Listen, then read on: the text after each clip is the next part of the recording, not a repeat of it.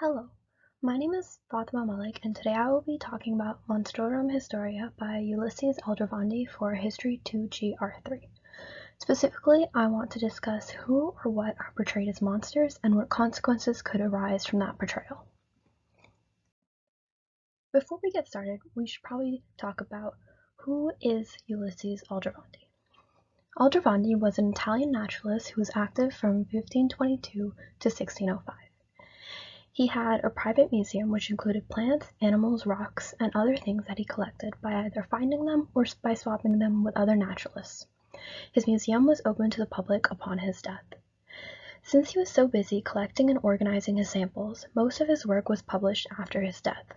This includes 8 different volumes of his work, one of them being Monstrorum Historia. So, what exactly is Monstrorum Historia? Well, it is a book written in Latin that illustrates many different depictions of monsters. It was published in 1642, and to this date, almost 400 years later, no proper English translations of the text are available. I wish that I could remember Latin from the one class I took in grade 12, so that I could probably read it instead of having to make do with Google Translate, but you gotta do what you gotta do. So some of these monsters in the book are more on the fantastical side, such as the dragons that we can see here, and some are humans or animals with obvious genetic mutations and or physical disabilities, which we will see examples of on the following slide. So these pictures are some examples of fantastical monsters in Monstrorum Historia. We have the rooster monster, or Gallus Monstropus in Latin, the seahorse, and 2 drawings of different types of dragons. So, as mentioned on the previous slide, some of these monsters are just humans or animals that were born with genetic abnormalities. I know I mentioned animals with abnormalities, but I want to focus specifically on humans in this presentation. These are the less fantastical monsters, more realistic, if you could even call them monsters. They are people with genetic mutations, and these genetic mutations are portrayed as monstrous attributions, and so the people who are born with them are seen as monsters as they do not fit into the normal version or idea of what a human is or what a human looks like.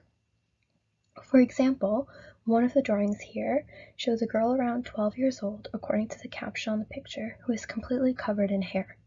This is called congenital hypertrichosis, a disease in which hair completely covers the individual's body. Another example is this illustration of a man who is born with a twin face, which 4 eyes and a beard. Aldrovandi tried to explain these phenomena by looking at the various ways the fetus can be impacted during pregnancy and or childbirth. He himself and other naturalists did not necessarily fear them, but rather saw them as a curiosity to study and a way to learn about how and why these phenomena occurs. Others, however, did fear them and did not want to end up giving birth to a monster. Edward Worth, a physician, used Monstrorum Historia to study these curiosities and as a way to warn women against behaving in certain ways for fear of giving birth to a monster, as stated in the article Aldrovandi's Monsters from edwardworthlibrary.ie. In Dr. Egan's lecture on mutants, aberrations, and the medicalization of monsters, he mentions Paré, who had a list of things that could affect the fetus during pregnancy and cause them to be born as a monster. Some of these, and I quote, are the 5th, imagination; the 6th, the narrowness or smallness of the womb; the 7th, the unbecoming sitting position of the mother, who, while pregnant, remained seated too long with her thighs crossed or pressed against her stomach. These definitely do not hold up to today's medical advancements and are not true. Just imagining a monster or a ghastly image will not make your baby turn out to look like whatever horror you envisioned. They might be born with genetic mutations if, for example, there is an error in copying DNA copying during cell division or exposure to chemicals called mutagens. However, to this day, there are still people who believe in ideas like these and claim that babies born with genetic mutations are the work of the devil and that the mother was to blame for engaging in unholy or amoral acts or thoughts. These ideas stigmatize completely normal genetic conditions, and they demonize women for things that are out of their control. It impacts both the women and the children who had no say in how genetics and environmental influences affected their birth. And now, because of works like these, they are portrayed as monsters to the rest of the world.